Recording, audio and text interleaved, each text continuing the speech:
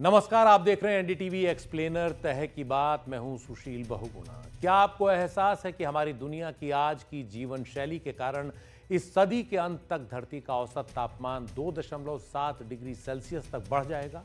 और तापमान के इतना बढ़ने का मतलब है कि इस सदी के अंत तक धरती के ग्लेशियरों की बस 1/4 बर्फ ही बची रहेगी, बाकी 3/4 बर्फ खत्म हो जाएगी। इन ग्लेशियरों की सिर्फ कहानियां ही बची रहेंगी। इसके बाद दुनिया के कई तटीय शहर डूब जाएंगे। भारत में मुंबई, चेन्नई, विशाखापट्टनम जैसे कई तटीय शहरों का बड़ा इलाका करीब 2 फुट तक पानी में डूब जाएगा।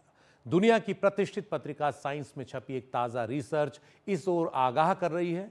इस रिसर्च में जो नतीजा आया है वो हमारे सामने हर रोज नए हादसों की शक्ल में सामने आ रहा है। सबसे ताजा उदाहरण देखना है तो स्विट्जरलैंड से आई ये तस्वीरें देखिए, जहां बुधवार को ऊंचे पहाड़ों से टूटे एक ग्लेशियर ने निचले इलाके में तबाही मचा दी। बर्फ का ये तूफान सिर पर नई आफत की शक्ल में जब उतरना शुरू हुआ तो नीचे घाटी में बसे ब्लैटन नाम के गांव में लोगों के पास इतना समय ही नहीं था कि वो कुछ कर पाए। जितने लोग दूर से दूर जा सकते थे वो उतने दूर निकल गए। कुछ ही पल में नीचे के कई घर और इमारतें एक बर्फीले भूरे गीले कीचड़ में दब गई। 90% गांव को बर्च नाम के इस ग्लेशियर ने बर्बाद कर दिया। हताहतों की बात करें तो इस घटना के बाद से 64 साल का एक व्यक्ति लापता है, बाकी लोग सुरक्षित निकल गए।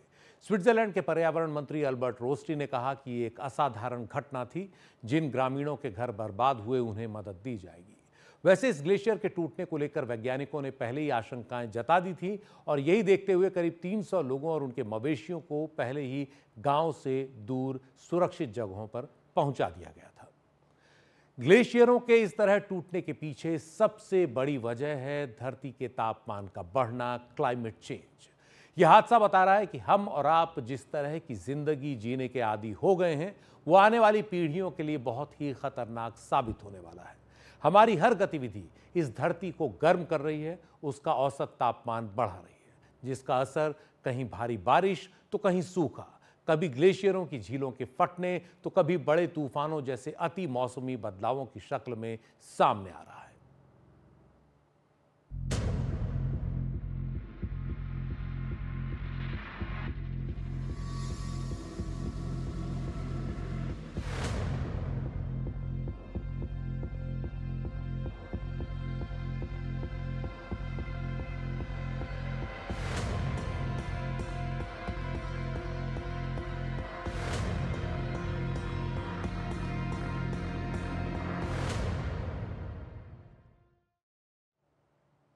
तो ये अतिमौसमी बदलाव यानी एक्सट्रीम इवेंट्स हर साल बढ़ रहे हैं। तापमान जितना बढ़ेगा ये और बढ़ेंगे। यही नहीं, अगर ऐसा ही रहा तो इस सदी के जाते जाते दुनिया का एक बड़ा हिस्सा पानी को तरस जाएगा। प्रतिष्ठित पत्रिका साइंस में छपी एक रिसर्च के मुताबिक दुनिया के ग्लेशियर्स मौजूदा अनुमान से कहीं ज्यादा तेजी से पिघल रहे हैं। इस सदी के अंत तक अगर धरती का औसत तापमान 2.7 डिग्री सेल्सियस और बढ़ा, जो बढ़ने की पूरी संभावना लग रही है, तो दुनिया में मौजूद ग्लेशियरों में सिर्फ 24% बर्फ ही बची रह जाएगी। ग्लेशियरों की 76% बर्फ पिघल चुकी होगी। पेरिस समझौते में यह तय हुआ था कि दुनिया के तापमान को पूर्व औद्योगिक औसत तापमान से 1.5 डिग्री सेल्सियस से ज्यादा नहीं बढ़ने देना है। साइंस पत्रिका में छपी इस रिसर्च के मुताबिक अगर दुनिया का औसत तापमान 1.5 डिग्री सेल्सियस तक ही बढ़ा तो भी ग्लेशियरों की 46% बर्फ पिघल जाएगी, सिर्फ 54% बर्फ ही बची रहेगी। रिसर्च कहती है कि अगर औसत तापमान बढ़ना बंद भी हो जाए और उतना ही रहे जितना आज है, तो भी दुनिया के ग्लेशियरों की बर्फ 2020 के स्तर से 2100 में 39% कम हो जाएगी। इसका साफ मतलब है कि जो औसत तापमान अभी है, बढ़ा औसत तापमान, वो भी ग्लेशियरों के अस्तित्व पर बड़ा खतरा है। हमें किसी भी तरह से अब इससे वापस जाना होगा, लेकिन वो कैसे संभव होगा? इस रिसर्च के मुताबिक दुनिया का औसत तापमान 2 डिग्री सेल्सियस बढ़ा तो स्कैंडिनेवियन देशों यानी नॉर्वे, स्वीडन और डेनमार्क के ग्लेशियरों की सारी बर्फ पिघल चुकी होगी, जबकि उत्तर अमेरिका की रॉकी पहाड़ियों, यूरोप के आल्प्स और आइसलैंड के ग्लेशियरों की करीब 90% बर्फ पिघल जाएगी।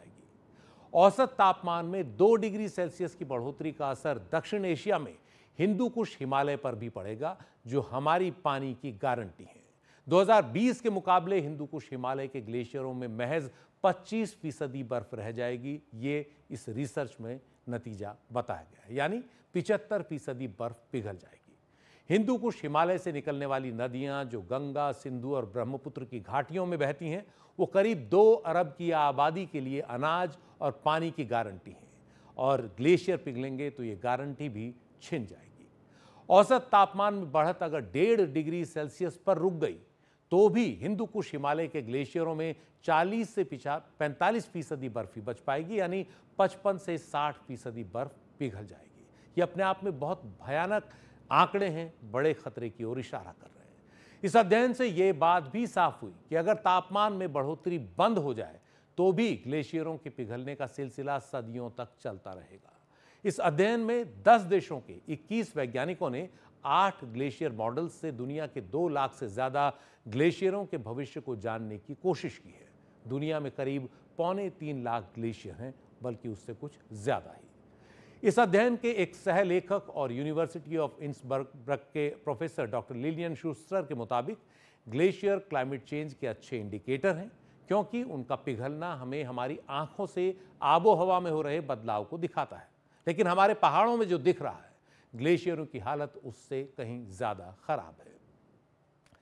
इसी अध्ययन के एक और सहलेखक डॉक्टर हैरी जैकुलारी का कहना है कि हमारा अध्ययन ये दर्दनाक सच्चाई बता रहा है कि 1-1 डिग्री तापमान का जरा सा भी हिस्सा काफी अहम है।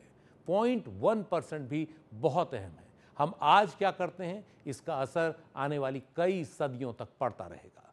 इससे ही तय होगा कि हमारे ग्लेशियर कितने बचाए जा सकते हैं।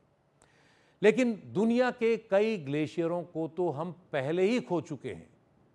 ग्लेशियरों के पिघलने की बात हो रही है तो आपको बता दें कि एंडीज की पहाड़ियों पर वेनेजुएला का आखिरी ग्लेशियर पूरी तरह पिघल चुका है, यानी हम उसे खो चुके हैं। इसका नाम था हम्बोल्ट ग्लेशियर। उसकी बस अब कहानी बाकी है। एंडीज की पहाड़ियों पर इस ग्लेशियर की जगह बस एक बर्फ का मैदान ही बचा रह गया है, आइस फील्ड। इस इलाके के 5 अन्य ग्लेशियर 2011 तक पिघल चुके थे। तो वेनेजुएला दुनिया का पहला ऐसा देश हो गया है जिसके सारे ग्लेशियर खत्म हो गए हैं और वहां अब इस तरह का आइस फील्ड नजर आ रहा है। उधर इंडोनेशिया की सबसे ऊंची चोटी पुंजक जया पर मौजूद इन्फिनिटी ग्लेशियर भी बस आखिरी सांसें गिर रहा है। अगले 1-2 साल में इसके भी मिट जाने के आसार दिख रहे हैं। इस तरह इंडोनेशिया का भी आखिरी ग्लेशियर खत्म हो जाएगा। कुछ देशों के ग्लेशियर तो काफी पहले ही खत्म हो गए, जैसे यूरोपीय देश स्लोवेनिया का आखिरी ग्लेशियर कई दशक पहले ही गायब हो चुका था। सन 2000 से अब तक ग्लेशियरों की 5% बर्फ पिघल चुकी है। यूरोपियन स्पेस एजेंसी के वीडियो में आप देख सकते हैं कि इन इलाकों में कितने ग्लेशियर सन 2000 से लेकर अब तक पिघल चुके हैं। यूरोप के कई इलाकों में तो ग्लेशियरों की 30 से 40% बर्फ पिघल चुकी है। इसका सीधा असर हमारी साफ पानी की जरूरतों पर पड़ रहा है। यही नहीं, ग्लेशियरों से समुद्र का जलस्तर भी लगातार बढ़ रहा है। सन 2000 से लेकर 2023 तक ग्लेशियरों के पिघलने से समुद्र का जलस्तर 18 मिलीमीटर तक बढ़ चुका है और इसके 2040 तक 32 से 67 मिलीमीटर तक होने की आशंका है। दुनिया भर के ग्लेशियरों की करीब 273 गीगा टन बर्फ हर साल हम खो रहे हैं। आप देख सकते हैं कितने जीरो लगते हैं 1 गीगा टन के आगे। तो 273 गीगा टन बर्फ हर साल हम खो रहे हैं ग्लेशियर्स की। अब सोचिए कि बर्फ की मात्रा कितनी होगी। जितनी बर्फ हम हर साल खो रहे हैं, उससे धरती के हर व्यक्ति की रोज की पीने के पानी की जरूरत 30 साल तक पूरी हो सकती है। यानी पूरी धरती के लोगों की 30 साल तक पीने के पानी की जरूरत हो सकती है पूरी। यानी हम 30 साल की जरूरत का साफ पानी एक ही साल में इस तरह खो रहे हैं। यह औसत इस आधार पर निकाला गया है कि एक व्यक्ति एक दिन में 3 लीटर पानी पिए। 90 के दशक में 1993 से 2024 तक समुद्र के पानी के स्तर को देखें तो पता चलता है कि वो अब तक 100 मिलीमीटर यानी करीब 10 सेंटीमीटर बढ़ चुका है। वर्ल्ड इकोनॉमिक फोरम द्वारा जारी मार्च 2025 की एक ताजा रिपोर्ट में अमेरिकी अंतरिक्ष एजेंसी नासा के हवाले से यह नतीजा सामने आया है। रिपोर्ट के मुताबिक 1890 से समुद्र का जलस्तर 21 से 24 सेंटीमीटर बढ़ चुका है, जो इतिहास के इससे पहले के कालखंडों से बहुत ही ज्यादा है। समुद्र का जल स्तर बढ़ने का सीधा मतलब है कि समुद्र तट पर बसे कई देशों के अस्तित्व पर खतरा। लाइफ साइंस में यूनियन ऑफ कंसर्न साइंटिस्ट के हवाले से छपी एक रिपोर्ट के मुताबिक मालदीव्स एक ऐसा देश है जो सबसे ज्यादा खतरे में है। मालदीव समुद्र की सतह से महज 3 फीट ऊपर है। अगर सन 2100 तक समुद्र का स्तर 45 सेंटीमीटर बढ़ा तो मालदीव्स की 77% जमीन पानी में डूब जाएगी। ऐसा ही एक देश है प्रशांत महासागर में स्थित किरिबाती, जो समुद्र से 6 फीट ऊपर है। समुद्र का स्तर अगर 3 फीट बढ़ा तो किरिबाती का 2/3 इलाका पानी में डूब जाएगा। सोलोमन आइलैंड्स के 5 द्वीप तो पहले ही समुद्र में समा चुके हैं और 6 अन्य भी लगातार खतरे में हैं। एशियाई देशों की बात करें तो बांग्लादेश, चीन और भारत पर खतरा ज्यादा बड़ा है। आबादी के हिसाब से सबसे ज्यादा असर चीन पर हो सकता है, जहां करीब 4.3 करोड़ लोग ऐसे समुद्र तटों पर रहते हैं जो डूबने की कगार पर हैं। बांग्लादेश में 3 करोड़ 20 लाख की आबादी ऐसे समुद्र तटीय इलाके में रहती है, जिसके सन 2100 तक डूब जाने की आशंका है। बांग्लादेश की राजधानी ढाका का बड़ा हिस्सा 2100 तक डूब जाएगा। समुद्र के बढ़ते जलस्तर से भारत के तटीय इलाकों में करीब 2 करोड़ 70 लाख की आबादी पर सीधा असर पड़ना तय है। और अब बात करते हैं कि भारत के कौन से बड़े शहर समुद्र के बढ़ते जलस्तर से भयानक खतरे में हैं।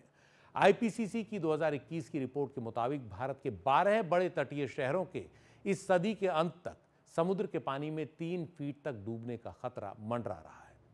गुजरात का भावनगर 2.7 फीट पानी में डूब सकता है। केरल का कोचीन 2.32 फीट पानी में डूब सकता है।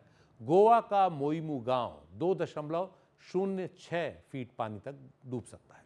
गुजरात का ओखा 1.96 फीट पानी तक। ओडिशा का पारादीप 1.93 फीट पानी में डूब सकता है। देश की आर्थिक राजधानी मुंबई 1.9 फीट पानी में डूब सकती है और मुंबई के वर्ली, कोलाबा, नरीमन पॉइंट जैसे इलाकों पर इसका सबसे ज्यादा खतरा है। तमिलनाडु का तटीय शहर तूतीकोरिन भी इतना ही फीट पानी में डूब सकता है। तमिलनाडु की राजधानी चेन्नई 1.87 फीट पानी में डूब सकती है, उसका एक बड़ा इलाका पानी में डूब सकता है। कर्नाटक का मंगलुरु भी 1.87 फीट, गुजरात का कांडला भी 1.87 फीट पानी में डूब सकता है इस सदी के अंत होने तक, क्लाइमेट चेंज के कारण। आंध्र प्रदेश का विशाखापट्टनम 1.77 फीट और दक्षिण कोलकाता से लगा खिदिरपुर इलाका 0.49 फीट डूब सकता है इस सदी के अंत तक, अगर क्लाइमेट चेंज की स्थिति यही रही और ग्लेशियर ऐसे ही पिघलते रहे। वैसे एक डरावनी तस्वीर इंडोनेशिया की राजधानी जकार्ता की भी है, जहां करीब 1 करोड़ लोग बसते हैं। तटीय शहर जकार्ता को बीबीसी ने दुनिया का सबसे तेजी से डूबता हुआ शहर बताया है।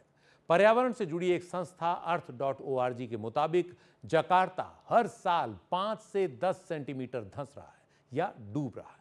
इसकी बड़ी वजह है कि यहां जमीन के नीचे से इतना पानी खींच लिया गया है हैंडपंप के जरिए कि नीचे पानी बचा ही नहीं है और अब जमीन धंस रही है, जिस पर भारी निर्माण पहले से है। समुद्र का बढ़ता जलस्तर जकार्ता की मुसीबत दोगुनी करने जा रहा है। वर्ल्ड इकोनॉमिक फोरम के मुताबिक जकार्ता का अधिकांश हिस्सा 2050 तक पानी के अंदर होगा। हालात इतने खराब हैं कि इंडोनेशिया अब अपनी राजधानी ही बदल रहा है। जकार्ता की जगह नूसंतारा को नई राजधानी बनाया जा रहा है, जो बोर्नियो के पूर्वी तट पर स्थित है। साफ है हमारी आज की जीवन शैली हम पर भारी पड़ने जा रही है। ऊर्जा यानी एनर्जी का अंधाधुंध इस्तेमाल हमारी दुनिया को एक ऐसे मोड़ पर ले आया है जहां से लौटना दिन ब दिन मुश्किल होता जा रहा है। यानी हम अपनी बर्बादी की कहानी हर रोज खुद लिख रहे हैं। यही हाल रहा तो कुछ दशक बाद हमें अनाज और पानी जैसी हमारी मूल जरूरतों के लिए तरसना पड़ सकता है। एनडीटीवी एक्सप्लेनर में आज इतना ही। नमस्कार।